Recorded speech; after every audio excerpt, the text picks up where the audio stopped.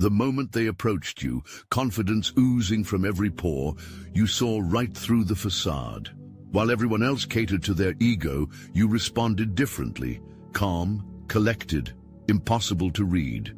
You didn't chase, you didn't fawn. You stood your ground with a quiet power they'd never encountered before.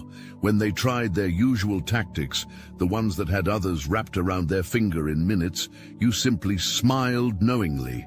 Now they're completely thrown off balance, utterly fascinated by the one person they couldn't manipulate or decode. You handled them like no one else ever has, and it's driving them wild with desire for the person they never figured out. They're used to people getting hooked, entangled in their drama, wrapped up in emotional knots that they control like a puppeteer. They push just enough to get a rise, then retreat, then return with just enough affection to keep the cycle going. It's a carousel of confusion. But when they tried it with you, the ride came to a halt. You stepped off. You didn't play the part, and now they're the ones spinning, dizzy with confusion. Your silence disarmed them. Your neutrality cut through. Their manipulation like a blade. You refused to hand them the ammunition they needed to justify their own dysfunction. And that, more than anything, enraged them. Because without your reaction, they're stuck holding the mirror. They're left alone with their tactics, their intentions, their projections, unable to pin any of it on you. Now they're scrambling, not outwardly. On the surface, they're pretending to be fine, but beneath it, they're unraveling. Why didn't you react? Why didn't you fight? Why didn't you beg or cling or lash out? That question loops through their mind like static. You didn't give them what they needed to fuel the story they were trying to tell. And without a villain, they don't know how to play the victim. They're confused because your energy doesn't fit their pattern. They can't grasp you, can't provoke you, can't label you. And the human mind hates what it can't define. That's why they're obsessed. That's why they keep circling back mentally. They can't find a container big enough to hold your essence. And it's driving them mad. You've broken their cycle, shattered their system, and now you exist in their mind like a ghost, untouchable, unknowable, unbothered. They wanted to provoke you, but all they provoked was your silence. And in that silence, they lost their power. You cut the cord, but in their mind, it never happened. They've created a version of you, a character in a fantasy that serves their need for control and connection. They're not just remembering the past, they're rewriting it. They're out there telling people you're together. Not metaphorically, literally. They're spinning stories of romantic reunions, whispered proposals, secret plans for the future. These aren't misunderstandings, they're fabrications, crafted illusions, to keep you alive in their narrative even after you've stepped out of the scene. They can't bear the silence you've left behind. So instead of sitting with it, they're trying to replace it with noise. Stories they control, fantasies they project, lies they tell with such conviction others might actually believe them. To your community, to mutual friends, even to strangers, they're telling tales of love that never existed, agreements you never made. They're clinging to a version of reality where you're still theirs, still interested, still lingering in the background, waiting to come back, but the truth is, you left, and they can't let go. This isn't about love. This is about ownership. They don't miss you. They miss the feeling of having someone orbit around their ego. And since they can't have you physically, they'll try to control how others see you. That's the new battleground. Your name, your reputation, your image. If they can't reach you directly, they'll try to distort the space around you. They're banking on ignorance, counting on others not asking questions. They're hoping people will simply absorb the fiction without fact-checking the reality. Look, you already know the game is rigged. And if you're paying attention, you know the walls are closing in. So let's talk about what we're doing about it when you live by the day at the market's command, where profit and property rule the land, to be heard, to be held, to be dealt a fair hand. These are the things that a people demand. And we hear you. The Obsidian Inner Order has paywalls, yes. those who stand with us, who fuel this mission. They give us ammunition to fight the Archons, to push back against the machine, to go deeper, to uncover more. And as our thank you, paid members get access to a 1-hour live, personalized weekly group tarot reading, guidance, insight, and clarity for the road ahead. But kicking a man for being down on the floor, that's something we cannot ignore. That's why starting today, you can steal the Astral Atom exclusive daily newsletter for free. No paywall, no catch. Just join the Patreon free tier. Link in the description. This is the start of our conversation with you, and it's bi-directional. You can reply to any email we send you. We'll read it, we'll hear you, and we'll do our best to get an answer to you from the universe itself. If you can support, we need you. If you can't, take what's free. The Obsidian Inner Order is open now. Let's get back to work. They want to isolate you, confuse the people around you. They want your own community to look at you with suspicion, to question your decisions, to wonder if you're the unstable one. It's not just projection, it's invasion. They're inserting themselves into your life through the words of others, hoping that if they can't control your choices, they can at least taint the environment in which you live them. But none of it is real. Not the stories, not the supposed intimacy, not the imagined reconciliation. It's a desperate attempt to hold on to a connection that no longer exists. And because you've withdrawn your energy, they're using fantasy as a substitute. These falsehoods are not reflections of you, they're mirrors of their own refusal to accept reality. The truth is, they've been left behind, and instead of facing the emptiness, they've filled it with delusion. They want people to see you as theirs. They want the world to believe there's still something there, but the only place your relationship still exists is in their mind, and even that's crumbling under the weight of your silence. You didn't just walk away, you shattered a pattern, one they've relied on for years. They thrive on control, on molding others to fit their narrative, but with you, nothing stuck. You didn't yield, you didn't conform, you didn't perform for their approval or bow to their chaos. You were. Still, you were sovereign. You were a force they couldn't bend, and that truth tore something open inside them. They call you cold now, aloof, maybe even psychopathic, but that's projection. What they really mean is that you didn't collapse. You didn't feed their hunger for dominance disguised as love, and they can't stand it. You were calm in moments they engineered to create panic. You were silent in places where most people scream. That control over your own emotions, that self-containment, it burns them because it means you don't belong to them, not even a little. You may be neurodivergent or highly intuitive, and that makes you dangerous to them because you see things, you sense energy shifts, decode motives, and pierce through the mask before it even settles. You weren't swept up in the fantasy because your mind doesn't chase illusions. It tracks patterns, and the pattern was clear from the start. Manipulation, charm, emotional whiplash. You didn't need time to understand it. You knew, and worse, you reflected it. You weren't brought into their life to be conquered. You were sent as a mirror, a spiritual disruptor. Your presence alone dragged their shadows into the light. And for someone who survives by hiding behind charisma and illusion, that exposure is unbearable. They didn't want to see themselves. They wanted someone who would submit. Instead, they met someone who didn't flinch at the monster behind the smile, and they can't unsee what you showed them. That's why they're both drawn to you and repulsed by you. You didn't just deny them control, you returned it to them in a form they can't handle. You made them responsible for the parts of themselves they try to bury, and now they can't. Decide if they want to punish you or possess you. Both, probably. Because the truth is, they were desperate for someone like you. Someone who wouldn't fall. Someone who would hold the line. Someone who would challenge their fantasy. But now that you've done it, they hate you for it. Not because you were cruel, but because you were unshakably true. You didn't become who they wanted. You stayed who you were.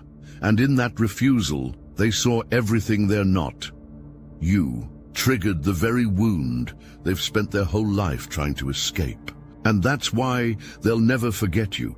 You weren't placed in their life to fall for them. You were placed there to see them, not the persona, not the story, not the carefully curated mask, but the raw, unfiltered truth of who they are beneath it all. You didn't get swept away by the charm or the chaos. You stood still long enough to witness the soul behind the spectacle, and that's what unsettled them the most. Because when someone is built on illusion, to be truly seen is a kind of death. Spiritually, you were sent as a witness, not a victim, not a lover, a guide. You were never meant to entangle yourself in their dysfunction. You were meant to reflect it back to them. You held up the mirror not out of malice, but out of alignment. And in that mirror, they saw the truth they've been running from for years. The manipulator, the projection artist, the emotional puppeteer. They saw their shadow, and they hated you for it. They mistook your empathy for attachment, your observation for longing. But you were never there to be consumed. You were there to observe, to stand in your power while they played out their scripts. And when they realized you weren't clinging, weren't hoping, weren't playing along, the panic set in. Because if you saw them and still didn't stay, what does that say about who they really are? Your soul didn't agree to the game, and they can't cope with that kind of defiance. They're used to controlling the narrative, casting themselves as the tragic hero or the misunderstood romantic. But you didn't follow the script. You saw behind the scenes. You heard the offstage whispers. You noticed the inconsistencies, and you didn't play along. That's why they're scrambling to rewrite the story now, to flip the roles, to paint you as the villain, the cold one, the problem. But no matter how many edits they make, your stillness holds too much truth. You were never cruel. You were honest. You didn't expose them to others. You let them expose themselves. You simply watched, without rescuing or reacting, and that act alone was enough to make them unravel, because no one's ever held space like that before. No one's ever looked them in the eye without flinching, without trying to fix, without trying to run. You stayed until the truth became unbearable, and then you walked. They're haunted by that, haunted by your knowing, haunted by the fact that you saw them completely and chose not to engage. You didn't lose control. You held power, and now, no matter what they say, they know. You were the one who saw them clearly. And that kind of seeing, it can't be undone. They couldn't control you directly, so now they're trying to reach you sideways, through whispers, through back doors, through the people you know and trust. You may not see them standing at your door, but make no mistake, they're still trying to infiltrate your life. This isn't about closure or care. This is a covert campaign to distort your surroundings, manipulate perception, and tether themselves to your energy any way they can. They're contacting your friends, messaging your family, sliding into conversations with co-workers under the guise of concern or regret. But every word is strategically placed, carefully selected to plant seeds of confusion and control. They're spinning tales of heartbreak, longing, or worse, claiming you left them shattered, painting themselves as the abandoned soul who only ever wanted love. It's not an apology, it's a performance, and the audience is everyone around. Their goal is simple, to make others see you through their lens. If they can't have you, they want to distort how you're perceived. They're trying to attach their name to yours in people's minds, clinging to a false narrative that keeps you intertwined. It's not just obsession, it's branding. They want the mention of your name to come with a story they wrote, not the truth you lived. They're trying to anchor themselves in your reality through lies, stories of reconciliation, fabricated texts, distorted timelines. They're rewriting the past and inserting themselves into your present. And while they can't touch you directly, they believe they can still alter the environment you walk through. If they can't get to your mind, they'll try to pollute your atmosphere. But here's what they don't understand. You've already detached. No matter how many people they contact, no matter how much fiction they spin, they still can't reach you. Your essence is sealed off. Your boundaries are energetic and absolute. Their words might circulate, but your energy remains sovereign, untouchable. This desperation is their unraveling. They don't realize that every story they tell, every message they send, every lie they plant, it all reveals more about them than it ever could about you. The people who truly know you aren't fooled. And the ones who are, they were never meant to walk with you in the first place. They think they're influencing perception, but what they're really doing is proving your silence was justified. Every move they make behind the scenes only confirms what you already knew. They were never operating in good faith. And now, with nothing left to control, they're spiraling through manipulation dressed as mourning. They can try to taint your name, but they'll never access your truth. They can try to reclaim your image, but they'll never hold your essence. You are beyond their reach. And that's the one thing they'll never be able to accept. This wasn't chaos for the sake of pain. It was a divine setup designed to crack you open and crown you in the process. What looked like destruction was actually elevation. You weren't brought into this dynamic to lose yourself. You were placed there to reclaim yourself. Every trigger, every betrayal, every illusion was orchestrated by a higher intelligence to pull you out of the role you were never meant to play. You've spent years being the scapegoat, the overgiver, the one who absorbs blame just to keep the peace. You've been trained by trauma, by survival, by culture, to over-explain, to shrink, to carry other people's chaos as your own. And this person, they were the final test. The storm that forced you to choose yourself, fully and without apology. They came with seductive illusions and manipulative charm, not to ruin you, but to reveal you. This connection was an initiation, a spiritual fire designed to burn away false identity. They weren't just a toxic person, you were their spiritual mirror. And through their madness, you remembered your clarity. Through their distortion, you reclaimed your intuition. Through their hunger, you found your boundaries. You stopped internalizing guilt, stopped questioning your truth, stopped diluting your power to make others feel comfortable. You began to embody your essence, not in theory but in practice. You started saying no, not just to them, but to everything they represented. Chaos, dependency, illusion, control. You broke the pattern. You didn't just walk away, you evolved. And now your energy is different, potent, aligned, uncompromising. And they feel it. They sense that you're no longer accessible, no longer tethered to the games they play. And that realization haunts them more than your absence ever could. Your presence now breaks illusions. It doesn't bend. It doesn't soothe manipulation. It doesn't entertain delusion. And that's exactly why they fear you and crave you. You are no longer a source of supply. You are a spiritual force. What they tried to drain has now become divine. You're being reshaped from the inside out, not as a reaction to their chaos, but as a return to your original self. They thought they were writing your story, but they were only an unfinished chapter. The divine is now the author. And this new arc isn't about healing them or proving your worth. It's about remembering that you were always the seer, never the scapegoat, always the one sent to observe, not to be consumed. And because you passed this test, not with rage, not with revenge, but with restraint, you're being elevated, spiritually, energetically, entirely. This was never about them. It was always about you. They will never approach you in truth. Not now. Not ever, because honesty was never their intention, manipulation was. And now that their tactics have failed, what remains is a slow unraveling of everything they once used to keep control.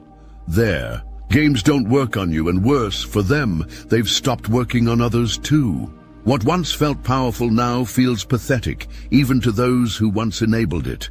This was never about love.